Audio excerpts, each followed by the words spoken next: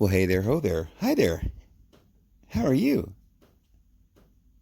Oh, let me introduce myself. You probably don't know who I am. I'm David Vos, and it's really good to meet you. Um, well, what am I doing talking to a stranger? I'm sorry, this is uncomfortable. Um, well, I don't know, but for some reason, I just turned this thing on and you were listening. Now, I don't want to be rude, so I'm not going to just, click this thing off. I mean, I'm sure you had a really good reason for tuning in. Perhaps you came here to hear somebody's idea about something that you don't know anything about, or something you do know something about, and you're just trying to get ideas. Well, look, I understand. If you're like me, you probably think a lot. We all do. Some people don't, I guess. I mean, there's different kinds of people. I think a lot of us do a lot of thinking. And, seems like lately we've been finding out that they've been lying to us about a lot of things. Like we're living in the Truman show, like how many other things are we going to find out is not even true? You see, I hear some people are saying that we didn't even go to the moon. And I investigated that. And I found that the case for going to the moon has a lot of holes in it. I mean, obviously they could have gone to the moon. We certainly have a lot of technology today. Enough technology to fill up a really big box, and probably you could mail that to somebody and they'd be like, wow, it's a big box. But, we got lots of technology and they say there's satellites in the air. That's a long ways up. The satellites I've seen, well, not personally, but I've seen on television. Maybe some of you down there in Florida and Houston have actually seen, rockets go into the air. I mean, I saw the whole thing with the Scud missiles, right? Back with Papa Bush.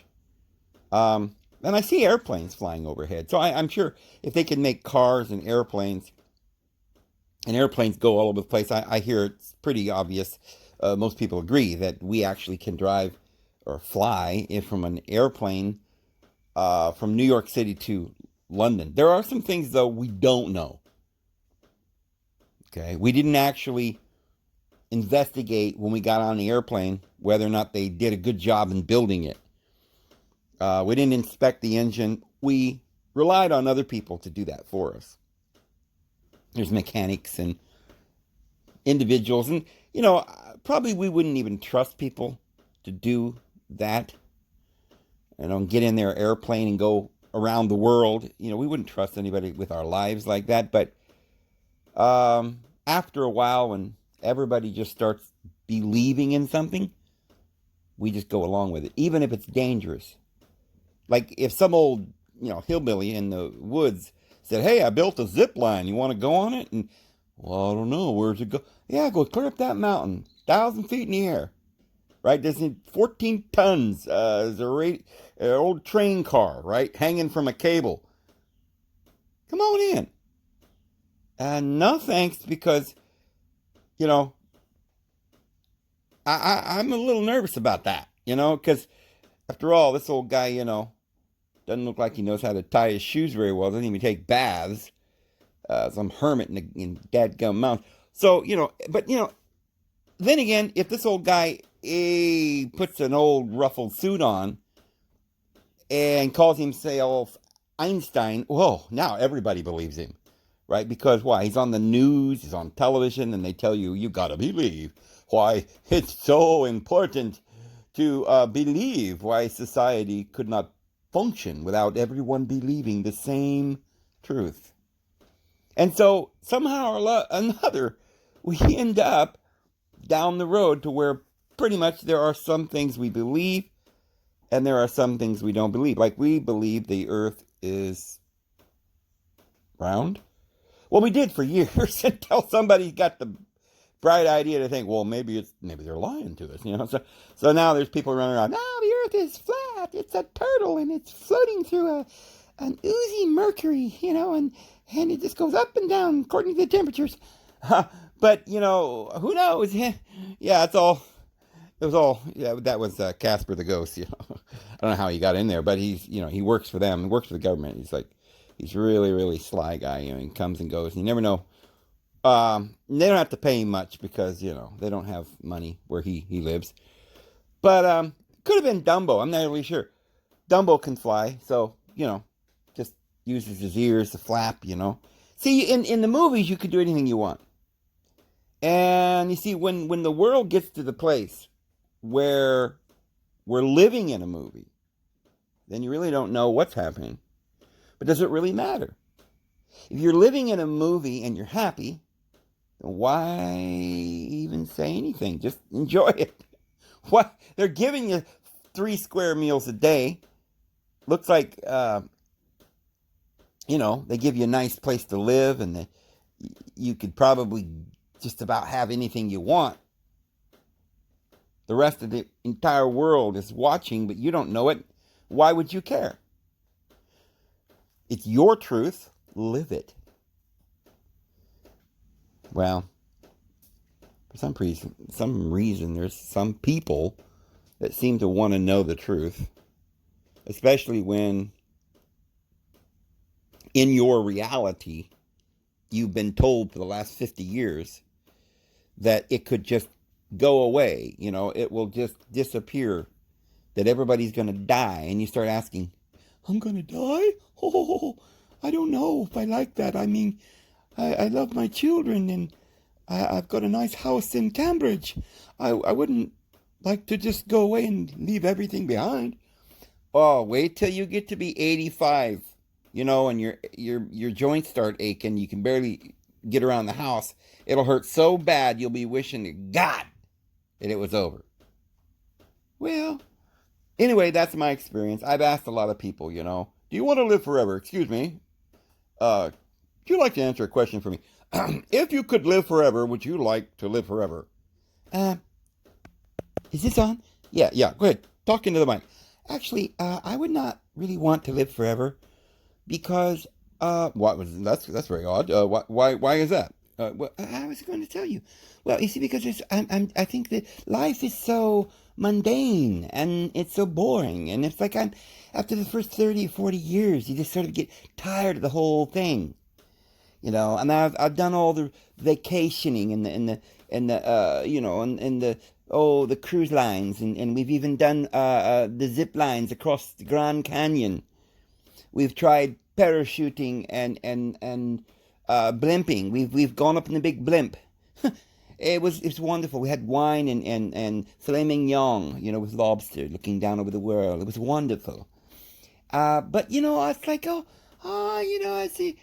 Got to live a little. So I've done a little smoking and a little drinking, and I've experimented quite a lot with psychedelics. It was quite interesting, but really never really found what I was looking for. And in the end of it all, I really just sat down one day and I said, now really, what am I living for? What's really the point? Well, I've got my children raised, and I've just about done everything I'd like to do. Got my bucket list all marked off. Well, I'm ready to go. Lord, take me. Well, I think there's been a misunderstanding. Excuse me. What do you mean? Well, what I'm saying is that when I said, would you like to live forever? What I meant was forever, like anywhere, not just on this earth.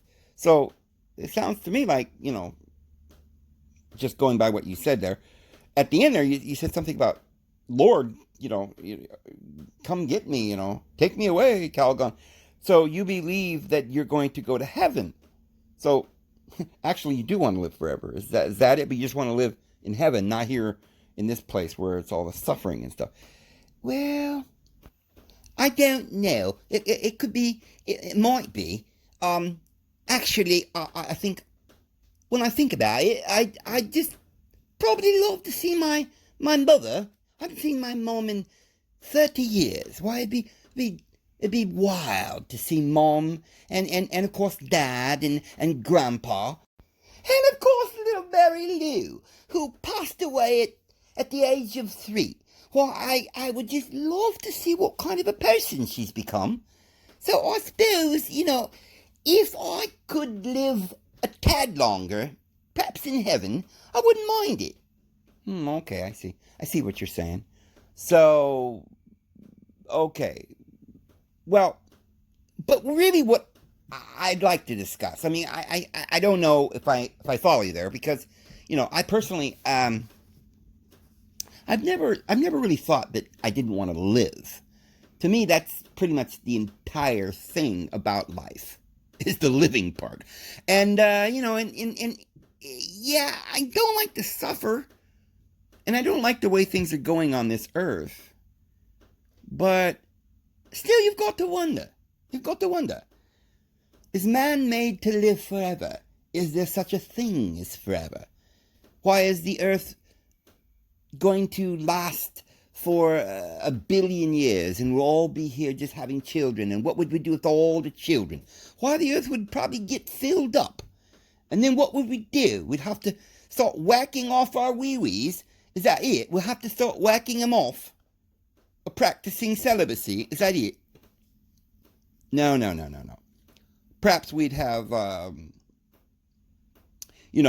space travel or space exploration. I look in the sky and I see all of these stars.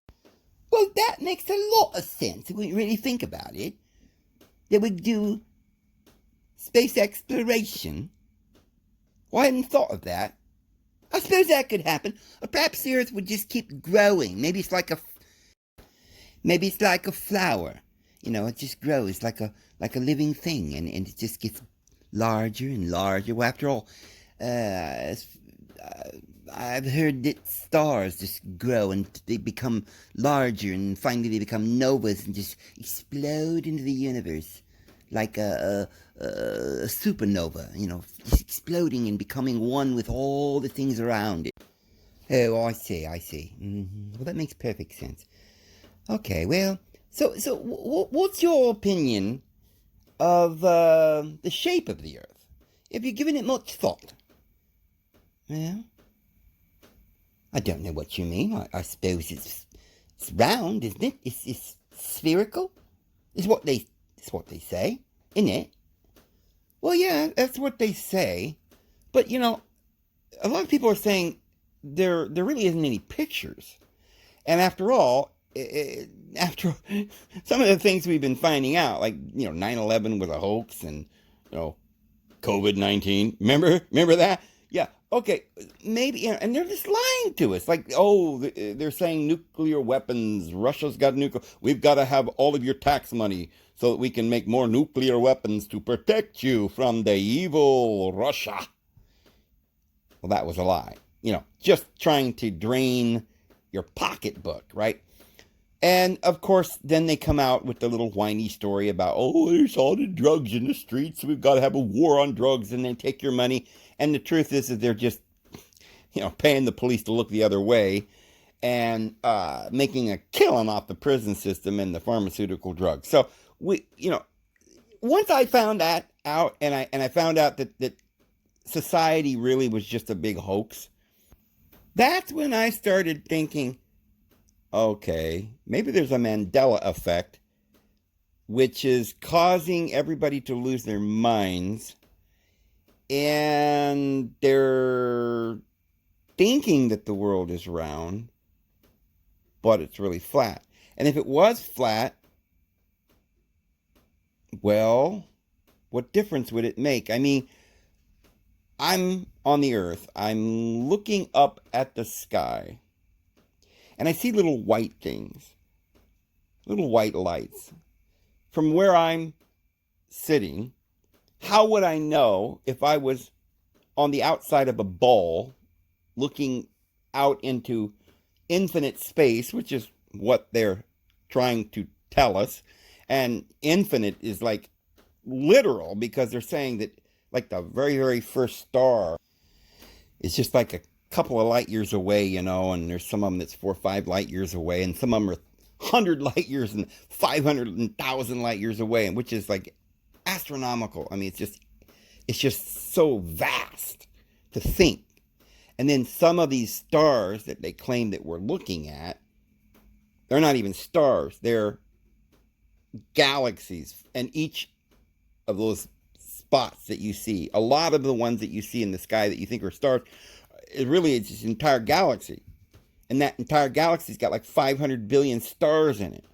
This is starting to be, I mean, we always believe this. Like they would say that everything's made up of particles, billions and trillions of particles. It's an infinite thing. And then recently they started saying, oh, there's no particles. It's just a force. And the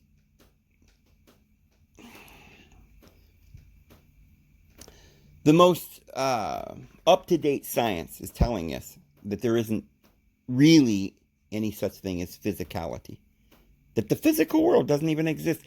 And that time and space is really just a concept. It's not anything tangible. Well, time and space wouldn't be tangible, but it's some strange thing that we probably wouldn't even been able to understand except we got into the computer age. And if you want to know whether these people that are ruling over us, these scientists, really know anything, well, look at what we're doing with this computer thing. I don't know how they're doing it, but they're getting this piece of board. You open it up, called a laptop, right? It's got this like shiny screen on it. You push a button and it all lights up and looks like a real scenery. And it's even interactive and it tells you stuff. It's like this huge calculator that can do language and motion pictures. It can interpret your words into other languages. I mean, this is amazing. Just type something in it tells you. I mean, this is pretty amazing what they already know, and they call this thing a computer. And they got a lot of this jargon to try and explain how it works. They say it's like a little code, like a language inside that is really not particles, but it's inside of the light. And the light is housed in little crystals called chips, computer chips. So the information isn't even really tangible. Like, you could have a more advanced computer and it would shoot up, instead of on the screen, it would use other technology to shoot that image around you like a hologram. And if they got more advanced, they could come up with even more complicated sensory perceptions, not just the eye, but they could start making olfactory, and you could hear. Well, we already have the sound, of course. They're experimenting with 3D sound, 3D images, holographic images, but even smell and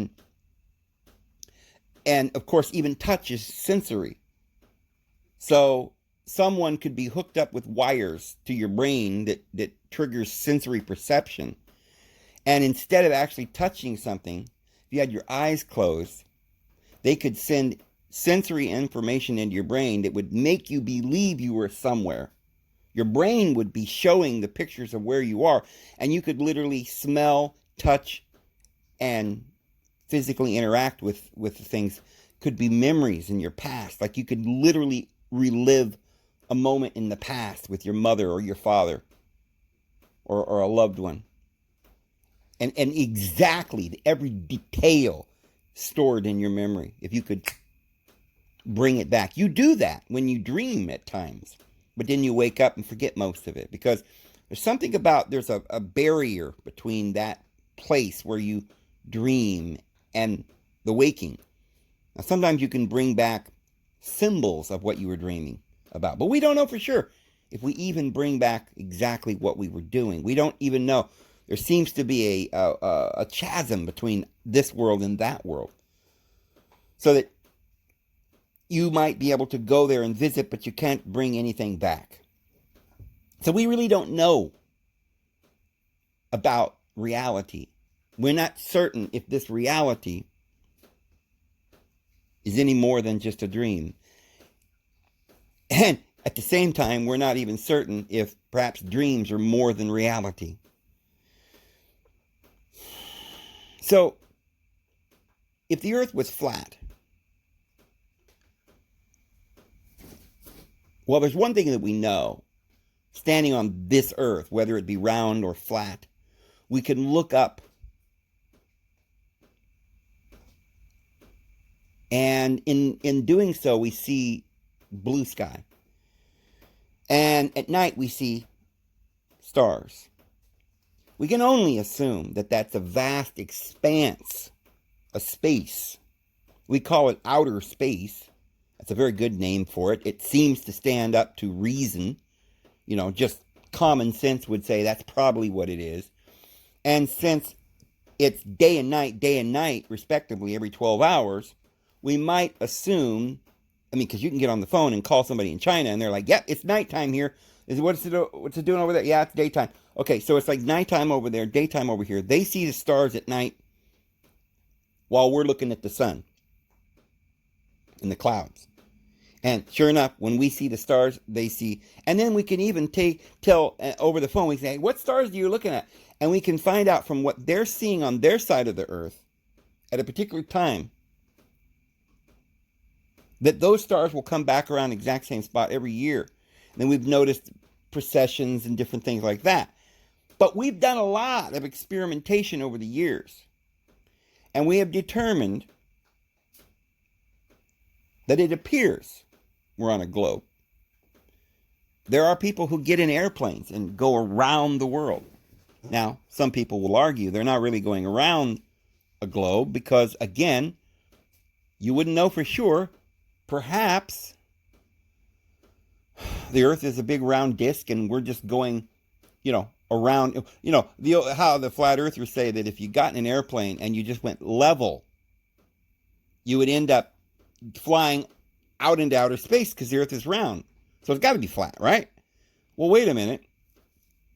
If the Earth is a disc, and when you go around the Earth, you're just going like in a corkscrew, like in a disc shape around the platter. Well, what instrument in the airplane do they use to make it cut that corner? They're not cranking the wheel like, maybe perhaps that's why they've got a pilot up there at all times, right? Because they got to keep cranking that wheel to the right because, there's this disc shape, I don't know. But you see, that's where you get into trouble when you start coming up with silly little ideas like, oh, this proves that the Earth is flat because airplanes don't have something inside the cockpit that keeps it going around in the exact same circumference as the Earth. Well, what they don't know is there are other laws about society that we have learned, or about science. And one is that gravity pulls, and there are other forces. Like the spin of the Earth can literally spin things away from the Earth. With all of the different forces combined, we find there's this particular law. What they're saying anyway, is that some things at a certain speed will rotate or orbit. So the moon stays in Earth's orbit. And so if it gets outside of the gravity of the Earth, it'll get outside of that influence and it won't orbit anymore. It'll just fly off somewhere. And that's what some people are saying perhaps are meteorites and stuff like that. They're pieces of rock or moons that escaped some particular planet that over the billions of years, like a top, it was spinning and eventually just wore down and it's not spinning so fast anymore. And then, whing, it shoots out one of its planets into space, and after a million years it collides with another solar system and they have a huge catastrophe and a new Genesis is made. Well, we don't know, but these are speculations. And I see, that's quite interesting. Go on. I'm interested. Okay, well, so here's the thing. If the Earth, we don't know if the Earth is round because we didn't get up in the sky and look down and look and see, oh, there's a round Earth. Now, there are some pictures that NASA has claimed is the Earth a globe from space, but there's very few. And there's some very odd things because many of these pictures that they show us just don't, for one, a lot of the pictures over the years have changed. Looking at the picture that you see down there right now, that's a pretty interesting picture. It's got, it looks more real, if you don't mind my saying. It looks a little more real. They used to give us these pictures where the water was sort of a light blue and it looked like a map, right? Just drew it with a crayon. And then they got a little better, with the pixels and stuff like that and CG or whatever. But recently you almost think maybe they're actually giving us real pictures. And but the pictures are always changing, so we can't really trust them. So there are people who believe the Earth might just be flat, and they're lying to us. And so some people will say, well, then if the Earth was flat, what holds the oceans on the flat Earth? Wouldn't the water just fall off the Earth into space? Well, that's a pretty good question. So they got a pretty good answer. They say, oh, well, no. See, there's a wall, Dave. There's a wall. It's holding the water. Oh, my goodness. And so now this is just somebody's idea now. But here's the problem with that idea. This wall, well, that's an iceberg. Yeah. And so, the thing about that is that there's a reason why it's so cold at the South Pole and the North Pole. It's at the ends away from the sun because the Earth is round, see? And we've got pictures that shows this supposed wall. It's not really a wall, but really is just an iceberg because there's even mountains there.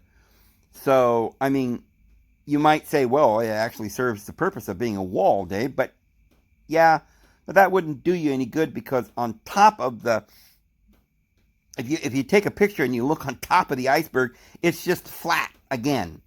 And now, you keep going further and pretty soon you're way beyond the wall and you're still wondering, okay, what is this? Am I going to come to another wall that's like 1,000 million feet high and you can't get over it? No, we're just going to keep on going. It's going to be snow. People have flown over Antarctic or the Arctic. They've flown over it.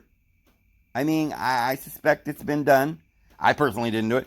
But I know I have heard that, Admiral Byrd did. Now, there's some talk that Admiral Byrd saw some crazy things. But there really isn't any proof.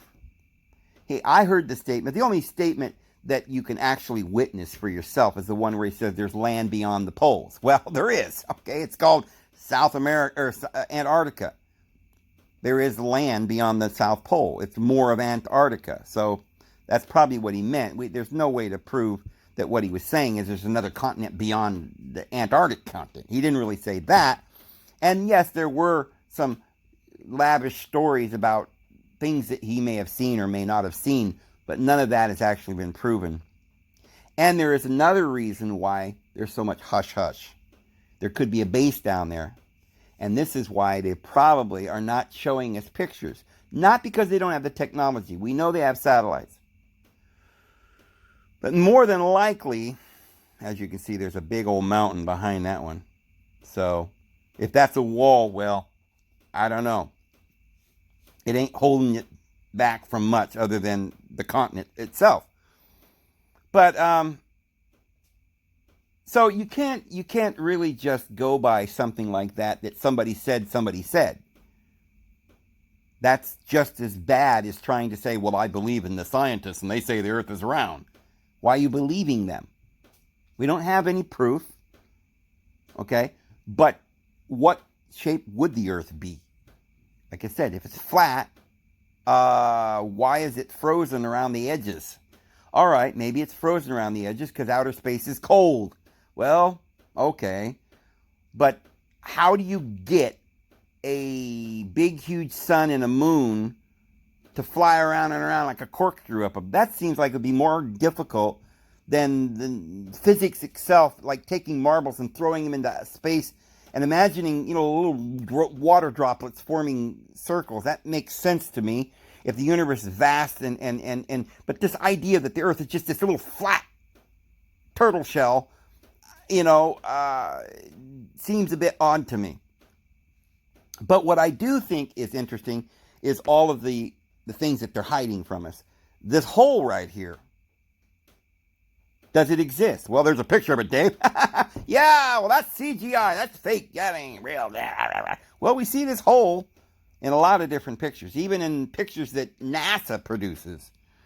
But, okay, I said I didn't believe in the pictures that NASA was giving us because they don't look real. They're always changing. And then some of them have a big hole at the North Pole. Some of them don't.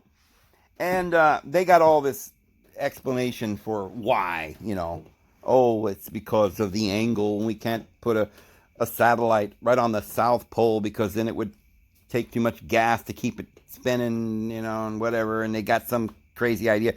So they have a bunch of satellites at a particular point away from the North and South Pole that has to take pictures at an angle. And some coinkydinky reason they can't quite get the camera to take a real good shot of the North Pole.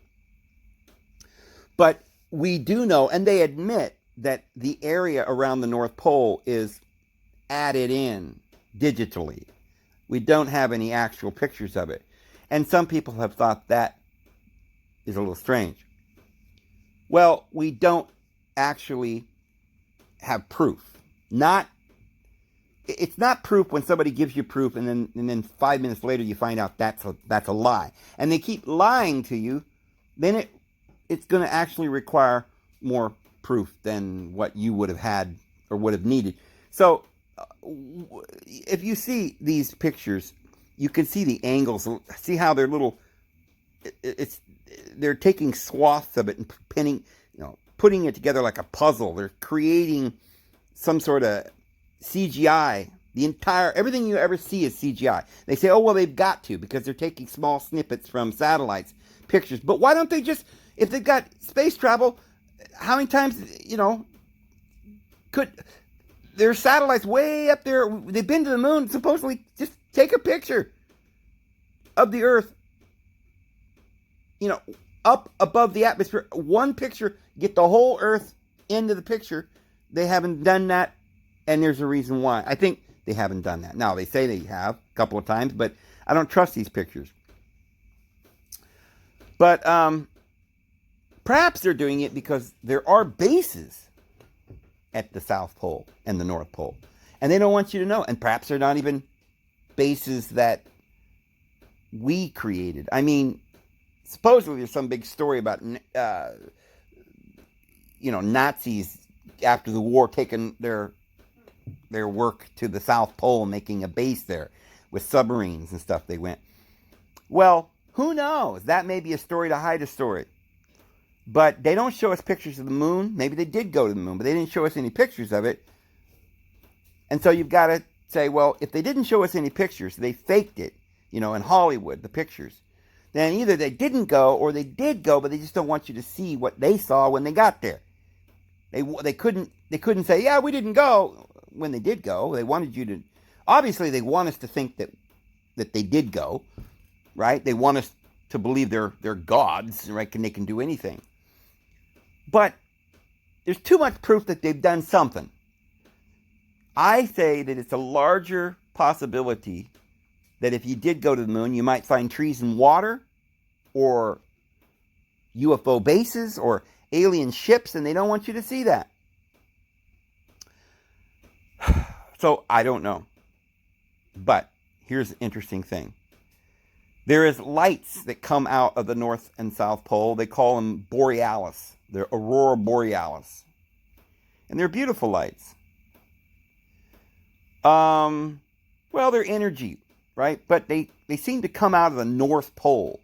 Lights don't go through, as far as I know, they don't go through solid ground. I mean, you can shine a flashlight I heard somebody the other day say, well, Earth's got to be flat because everybody knows that when you see the moon that eclipses the sun, the moon is completely blacking out the sun. So it just, you can't see the sun or the moon. The moon is totally black.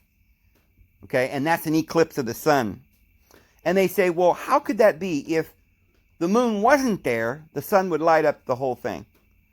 But when you put the moon right in the way, now it darkens the moon. How could the sun darken the moon? Oh, they think they got a really good story. But here's the deal, friends.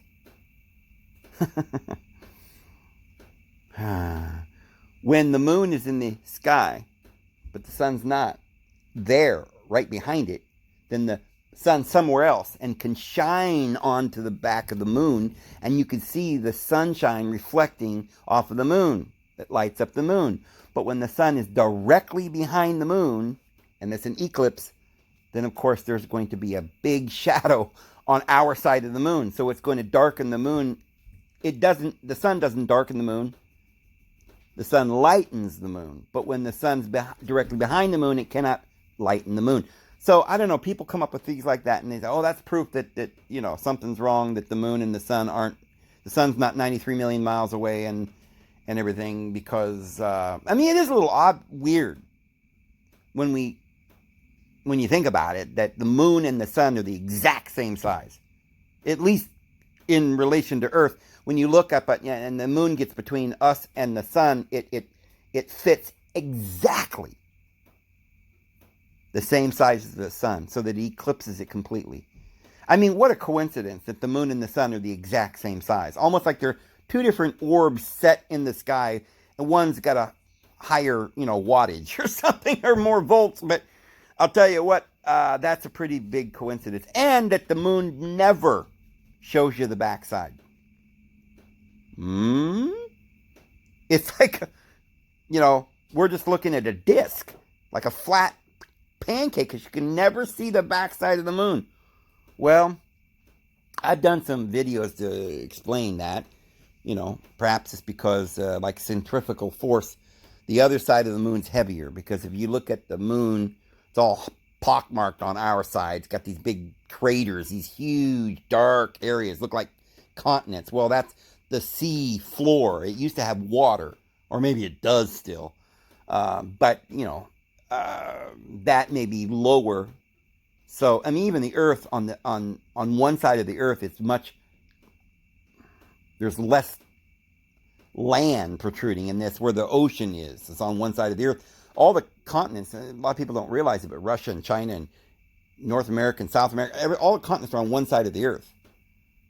The other side of the Earth is completely water. And if you drained all that water, it would make like a hole. And that would cause perhaps the Earth to be heavier on one side.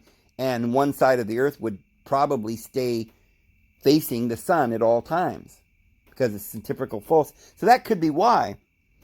But then again, people have noticed that there's holes at the bottom of the Earth as well, but they're much smaller. And they look pretty strange. So there's a lot of mysteries, and we just don't know. But look, if the Earth was flat, then what's to think that, we think in terms of that the entire universe is just infinite space, but why could the universe just be infinite Earth? And perhaps the space that we're looking at is the center of the Earth. And we're spinning centrifugal forces holding us to the inside of the ball. That's where we're going around, right? And we're looking at a sun. It's not something way up in the sky. The stars aren't in the sky, but they're inside the Earth. And maybe the Earth is much bigger. See, you could come up with any idea you wanted. We don't have proof for any of them. But I can tell you one thing. I don't know what this hole is look, this could be CGI as well. This picture looks a little blurry. But I'll tell you what. I've gone on to Earth, Google Earth, Google Mars, Google Moon, And from what I can see, every one, whether it's the Earth or the Moon or Mars or even some of the other planets, they all seem to have what looks to be like a hole. Now, at the same time, it could have something to do with the CGI, where they're taking snapshots and then putting it together like a puzzle. These narrow strips, and they put it together. But the question is why do they do that? We know they can see the Earth from above because I can go onto Google Maps and see my property from up above, and it's got the trees and the road and everything's there. So they got a picture of every inch on this Earth. There's a picture. So they can get up in the sky and they can take pictures. Why can't they get way up in the sky and take a picture? I mean, way up there. Well, it doesn't seem like they can, but nobody's quite sure why. But if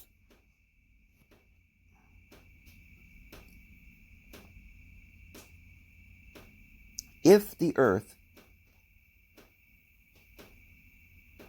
if as we said, math is true, and everything comes from the one. This is a mathematical thing. I mean, every equation, every possibility comes from the whole. You take a whole, you cut it in half, you got left and right. But you wouldn't have left and right without first having a whole. And you wouldn't have up and down without something represented by a circle or something. You have to have something. So there has to be existence. There has to be existence in its entirety as one whole to make up all the little things in the universe. So if everything in the universe is one,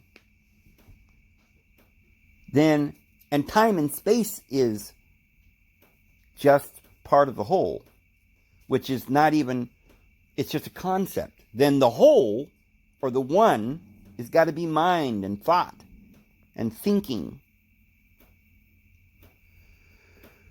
And all of the little things that you see in the universe are concepts of the thinker that can change. He can focus on something. He can think about something. But if you didn't have time and space, then he would just be thinking all the time, or I should say no time. Would he never think if there was no time? Or would he just be thinking everything at once? Would he be everywhere at once if he was all? Or would he just be nowhere? You see, the most difficult thing that's ever been posed to mankind is, why are we here? How are we here? I know I'm here. I think, therefore I am. But the question is why? I've thought about it. I've given it a lot of thought, as I suppose every scientist and philosopher has done. And no one's ever come up with an answer, but I think I have. And I think the answer is one of those things. I used to tell a mathematical equation about three guys that go in to get a room. And the room was $30. And they each gave $10. And so they started going up to their room. And after they left, they got in the elevator. The bellhop said, "Oh my goodness, I overcharged him. The room is only $25. So the manager said, "Here's $5 to the bellhop. Now go take that back to the three nice young men." So he follows them up to their room, and he knocks on the door, and he says, and before he gets there, he thinks, "Hey, I got a good idea. These young men don't know that the room was $25. I'll keep $2. I'll just give them $1 each." So he says, excuse me, but you paid too much. The room was only $27. So you get $3 back. Here's one for you, one for you, one for you. They all got $3 back. So in the mathematical problem you give somebody, you say, okay, The room was $25.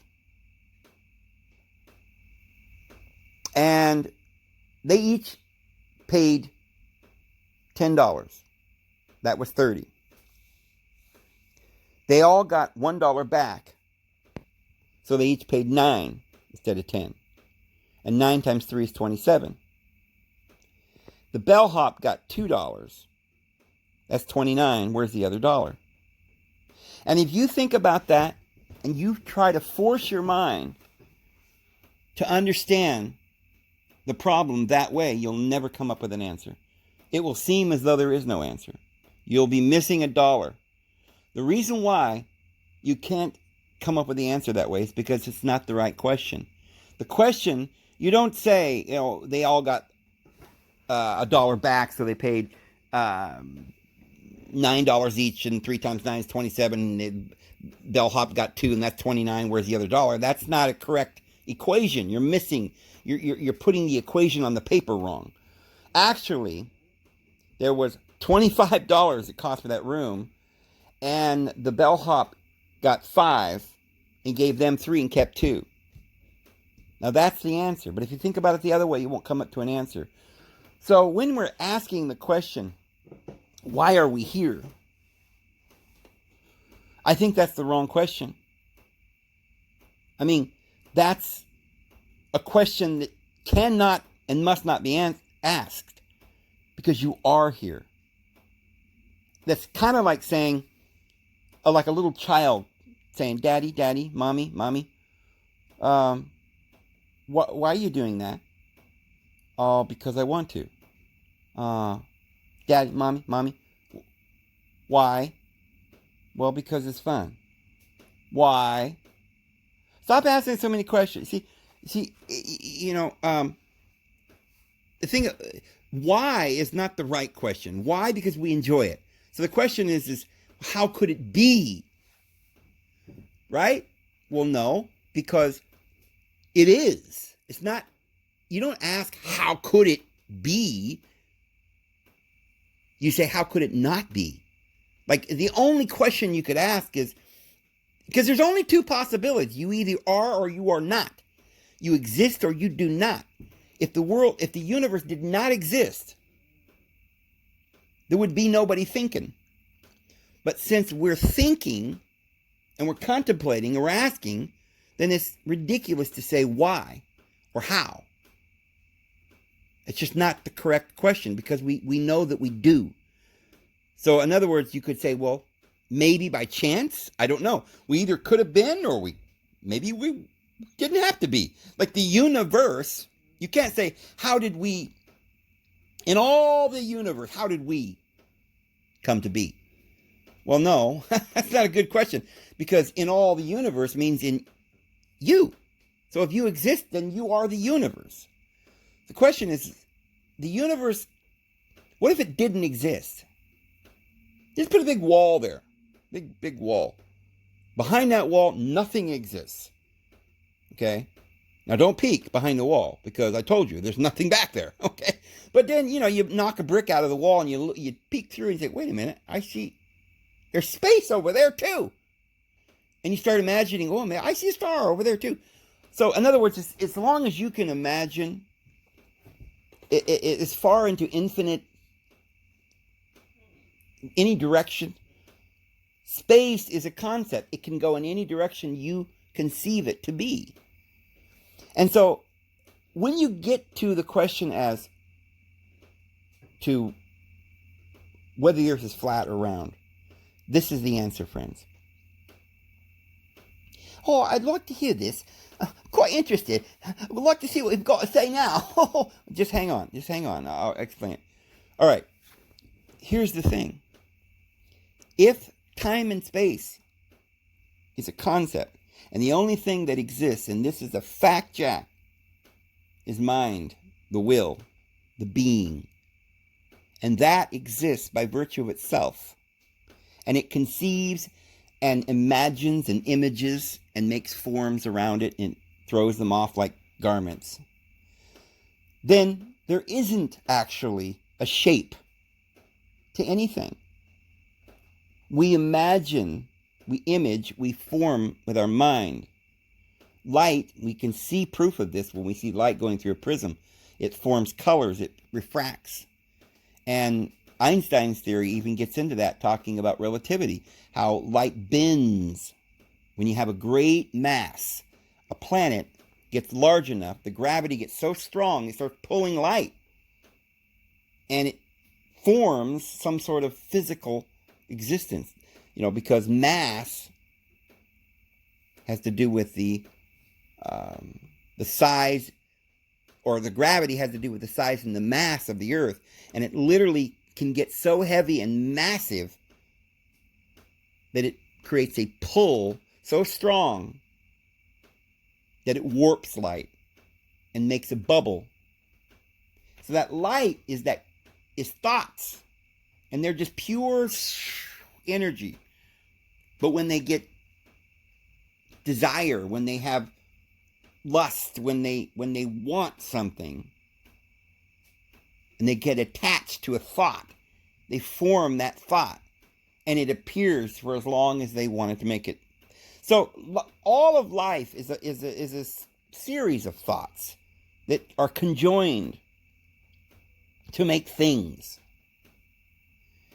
Something is flat, it's round, it's hard, it's soft, it's up, it's down, it tastes good, it's liquid, it's solid, it's gaseous. All of these are concepts that come from mind. Therefore, in reality, the earth cannot be flat. But it must take on a body. The physical world must take on the form, must be around the thinker. It has to manifest from you. You cannot actually say that anyone exists but you. Remember, we just said there's no time and space, so there's no other people, because there's no other space but the space that you're in. And there's no other time but the time that you are right now, in reality. Everything else is just memories or imagination. You imagine the past, you imagine the future. It's all in your mind. And even living right now is in your mind, but the way you keep track of it was with a concept, is with a mental trick. You use time and space, and that helps you to keep track of who you are and what you want to do. And perhaps even other people are just other characters that you play out. Because you're God. You are the universe, the whole, the one. And everything is within you. And everything is being manifested around you. And you are the core, the center, the source. You can create other entities. And you can pretend to be other entities. You can have a conversation with your other self, with your other half, the male and the female. They have a conversation. They make love. They come together, and then they create more things because they bounce things off of each other, and they invent things. They imagine things, and they go to new orgasmic highs. And when they come back together and they share with each other what each other has learned, they can only have that orgasm when they come back together and they realize they're one. There never was a separation. That you aren't you and I'm not me. We're just each other. We're just other expressions of the one. And so not only does nobody else exist but you in this universe, but nothing exists but you. And so therefore, everything you see must be a reflection of your thought. But wait a minute, how could that galaxy that you see in the sky, that you can't even see nothing but a little flicker, if you thought one of those stars was a long ways away, like 100 light years or 500 or 1,000 light years away, just imagine how far that star complex is, that entire galaxy. Because each galaxy is so far removed from each other. Because imagine the gravity of one galaxy. I mean, the distance between planets is a long ways, right? And the distance between stars. Now imagine the distance between galaxies. See, there's no reason for them to exist since you're the only whole. You're the only one. And how could you're not even thinking about another existence on another galaxy and how many gazillion light years away. You couldn't have anything to do with it. Well, perhaps that galaxy is similar to the various stars in our system. They're separate. But what are they? There's all different parts of you in time and in space. Perhaps the stars are the future and the atoms are the past. And perhaps these other galaxies are far, far in another dimension. It's you, just like you're playing out your life and you're playing out your life through someone else, and you've chosen not to know what you're doing, as Joe Brown, because you want to know what Lucy Smith is doing, and you want to know just that unique perspective. But one day, Joe Brown and Lucy Smith's going to get together, and they're going to have a real love relationship. An orgasm so amazing when they become one and they share with each other everything they've ever done. And they realize, wow, because when they were only the one, they couldn't see anything. They needed to look in a mirror. They needed to know who they were. So they separated into duality, left and right, to understand each other's perspectives. And once they understood one perspective, they could go and tell the other part of themselves that was sitting over there ignorant of what they were doing. They could tell them. And the look on their face when they said, oh man, I saw a tree, it was so beautiful you would never believe it. Oh, that sounds like the experience I had. Oh, this is great. That's what life is enjoying the experiences through somebody else's eyes and learning it and watching them smile. But you see, how could we have anything to do with that other galaxy? Why would it be out there, so far away that you can't even, how many zillion light years away? And how could it exist if I'm the only one? Well, it must be you. But you are that great that there's something that you've sectioned off from yourself so far, far, far away, deep down in the recesses of what we're going to call the future. You haven't even got to it yet. You've got all of eternity to find out what's on that galaxy. You'll be there one day. And what the orgasm, oh, buddy, the joy that you will receive, the glory that is to be revealed in us. But right now, we're supposed to live this little experiment out. We got to be the bad guy. Yeah, we got to learn what good and evil is, what is right and wrong. We got to live. There wouldn't be any living if there wasn't any risk. If you just sat around and did nothing and there was no risk, you wouldn't be happy. And if there is risk, you might die. And so you've got to go through the experience. And that's what's so amazing about life. We can spend one life just as a bird. Another life as just a wolf. Or a lion. Or a tree even. Or maybe we'll experience one life as Marlon Brando. Or another life as Tesla. Or just as amazing as a life as Bob the Hobo, down at the railroad tracks, experiencing what it's like to be free and not caring what anybody thinks about you. Even if you didn't take a shower in a week and you were wearing old jeans that you found somewhere that you had to mend, and you were eating from a dumpster, but you were experiencing life in a way that you needed to understand.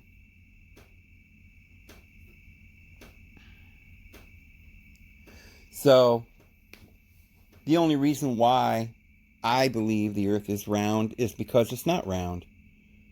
But it's the only way that my mind can sort out the universe. I need time and space to sort it out. And I need a lot of space, so I'm going to put that galaxy way over there. Just a little twinkle so I know it's there. Something I'm going to do in the future. Amazing things that we'll do together there. And there's a lot of things that I don't want to forget, so I'll put them in my computer chip like little, corpuscles, little bubbles, encysted little memories that make up the basis of what I am, my essence, my past, everything I've already done. I'll put that away in the little cells. They're not really there. They're just thoughts. I'm the thinker. I'm the only one that exists, but I want to keep track of all of this that I'm learning, so I'm going to imagine they're somewhere. I've got to put them somewhere, those thoughts. And since they're in the past and they're not here anymore, I'll put them in the files. And I'll say, okay, they're somewhere inside. They make up the files to all of this. Can't see them on the outside. They're inside. They're little. They're really small. And now, the things I'm going to do in the future, I can't, juggle that right now. I can only juggle my life as it is. So I'll have a big bubble with all my friends, which is all my other, people that I'm aware of right now. And we're interacting in this world. But worlds that I'm going to react in, or things I'm going to do one day, my mind will separate them as, the way I'll conceive of it is I'll conceive of it like, okay, there's a thing called time. So we'll have one event happen now and another event later. And then I'll invent a thing called space, so that I can say, okay, I got to separate when I did this from that, because this looks like this and this looks like that, and they're quite different, That's Idaho and that's New Mexico and this is California. These are different places and different things and different times and different memories.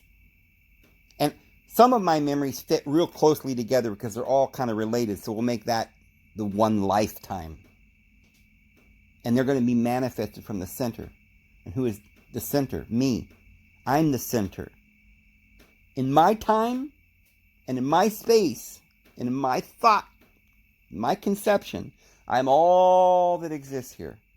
It wouldn't matter if I had people and a big party and we were just dancing and singing, and all these people here keep me, and I wasn't lonely or anything. I was just, drinking a jug of wine and dancing and laughing. I could do all that in my mind. In fact, when y'all are here and we're all dancing, I am doing it in my mind. It's the same thing. It's all a matter of perspective. No, I mean, you exist. Like I said, I exist. I exist as you in another space, in another time. And you exist as me in another space, in another time. So you're there and you're... Oh, look at that. This just in. We found an alien on Antarctic. See, you can imagine what you want and believe what you want. But the only thing that you have to stick with is love. Because love builds up. But anger tears down. And hate makes barriers. And it's not good. Anyway, I don't know. Just some musing of some guy out in the middle of Oklahoma. I hope you guys have a great day. We'll see you again tomorrow, guys. Have a good one. Oh my! Is it over? What, I must have dozed off. I just fell asleep. I'm sure it was lovely what you were saying. Anyway, I'll watch again tomorrow. Have a good day. Chip, chip, cheerio, and all that jolly stuff.